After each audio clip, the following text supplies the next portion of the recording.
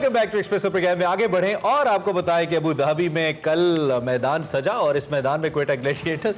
आपको हर टीम के आने में क्यों लाहौर कलंदर का मसला नहीं है? खैर परेशान हो। अच्छा, क्वेटा ग्लैडिएटर्स पहली बार जीतने में कामयाब हो गई और किससे जीते आपको मालूम है?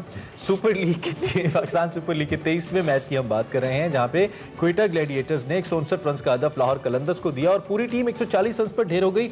मुझे लगता है अरमला हसन कि सेकंड लेग के अंदर लाहौर कलंदर्स गलत लगता है, एक्सपोज होना शुरू हो गई है। पहले जो हमारा टर्म थी उसमें बहुत अच्छा खेल रही थी। Usman Khan Shinwari man of the match भी थे। कल उन्होंने 3 विकेट हासिल की। आगे मिर्जा साहब आप बताएं क्या हुआ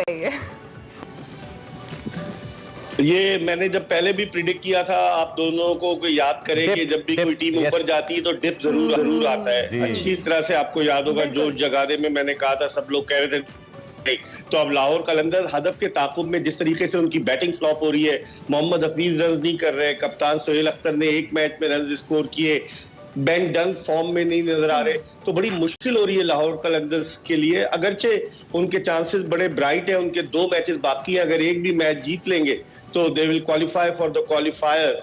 लेकिन फिर भी लाहौर कलंदर्स ने जिस अंदाज से शुरू किया था, इब्तिदाई 2 मैचेस जीते थे और फिर जिस तरह से वो 2 मैचेस हारे, वो यकीनन लम्हे फिक्रिया है लाहौर कलंदर्स के हेड कोच आतिफ जावेद के लिए। अच्छा मिर्जा साहब, तो फिर इसका मतलब ये है कि हम जैसे जो मसनूई तजियाकार है और आप जैसे जो सीनियर तजियाकार हैं, जो बात कर रहे थे कि जी लाहौर कलंदर्स ने बड़ी मेहनत की है, 5 साल के बाद बड़ी अच्छी टीम बनाई है। आतिफ राना साहब बड़े पॉजिटिव थे और कॉन्फिडेंट भी थे, हमारे स्टूडियोज में आए थे आकिब जावेद साहब और आतिफ राना साहब। तो ये सारी चीजें इसका मतलब है रेत का दीवार साबित हो रही हैं। जो अबू धाबी की गर्मी है और सहरा की हवा है वो बहा के लेके जा रही है सारे कॉन्फिडेंस को साथ।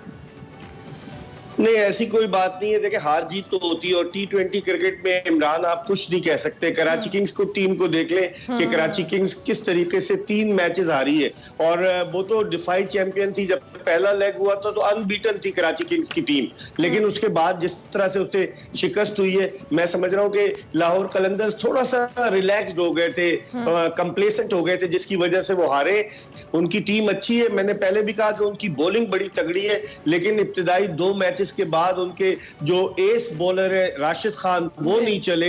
लगता है टीमों ने उन पे काम कर लिया है या फिर राशिद खान की फॉर्म थोड़ी सी खराब हो गई है। और फिर उसके बाद उनके जो फास्ट बॉलर्स है, हालांकि उनका बॉलिंग अटैक बड़ा जबरदस्त है, जेम्स फॉकनर, उसके अलावा शाहीन शाह अफरीदी, हारिस रऊफ और अहमद अली दानियाल, लेकिन वो इंप्रेसिव उन्होंने फास्ट बॉलर्स ने तो फिर भी बेहतर कारकर्दगी पेश की, लेकिन बैट्समैनों ने लेट डाउन किया, which is a big concern for Lahore Qalandars. ठीक हो गया मेरे सब। कराची किंग्स कल हमने देखा कि कुछ अजीब ही गेम थी, मतलब कुछ अजीब ही चल रहा था कराची किंग्स की गेम में। क्या हुआ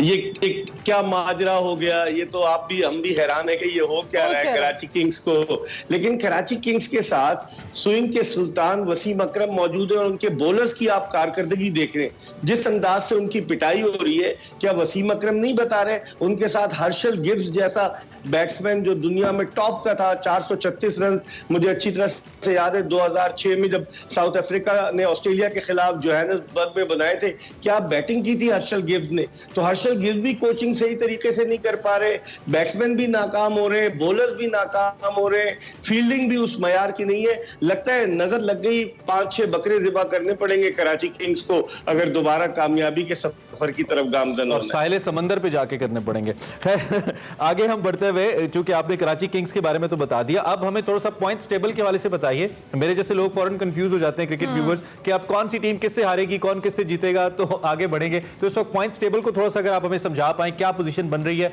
कौन सी टीम आपको आगे आती नजर आ रही है, टॉप 2 टीम्स के अलावा कौन सी टीम ज्यादा खतरे में?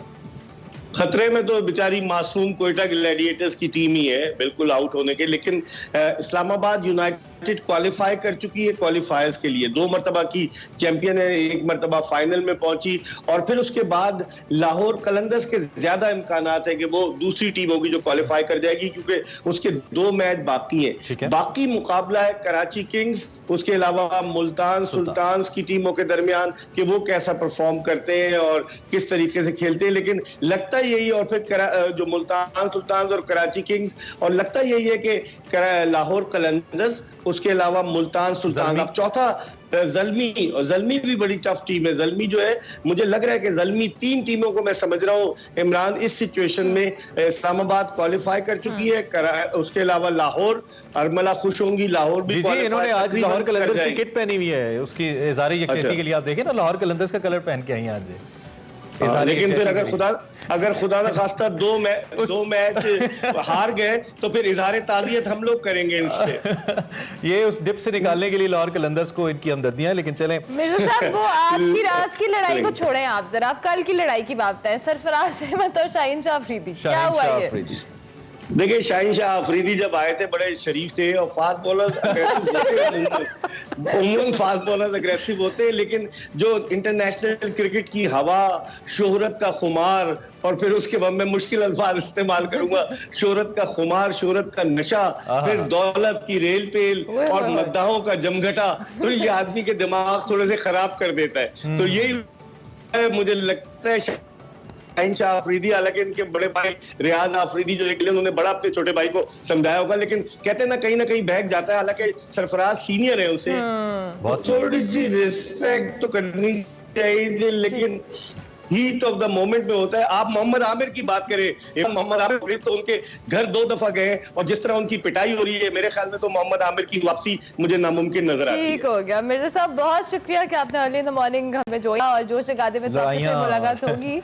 और अभी जो उन्होंने कहा कि शरीफ थे, अच्छा कोई बात नहीं, ऐसे लग रहा था कि बॉलीवुड की किसी मिस्टर ओबराय की कहानी, हीरोइन फिल्म का, कि दौलत की रेल पेल, शोहरत का खुमार, मतलब इतने। लेकिन ऐसा होना नहीं चाहिए। एक वक्त था, और अभी भी बाकी ममालिक में होता है, और हमारे भी कुछ प्लेयर्स पहले याद है इन्होंने शाहिद अफरीदी से माफी मांगी थी। यू रिमेंबर दैट क्लिप जिसमें वो हारिस रऊफ थे, जिन्होंने आउट कर दिया। लेकिन that was a good gesture. अभी जिस तरह का बिहेवियर शुरू हो चुका है, इफ्तिखार और आमिर के दरमियान लड़ाई हो गई। फिर सरफराज तो बहुत सीनियर है, हमारे कैप्टन रहे हैं, तो शाहीन शाह गर्मी लग रही थी, मतलब हाँ, फास्ट बॉलर्स की वैसे भी जो नॉर्मली खेलने की एज होती है हर किसी की, वसीम अकरम जितनी नहीं होती है, बेचारे जल्दी अनफिट हो जाते हैं। अल्लाह करे शाहीन खेलते रहे सभी बॉलर्स, लेकिन रिस्पेक्ट का एलिमेंट नहीं जाना चाहिए। क्रिकेट है, it's a game of gentleman. आप और आपकी टीम मेट्स हैं सारे, हौसला करें। ब्रेक लेते हैं जी, ब्रेक के बाद आएंगे। देखते रहिए एक्सप्रेस।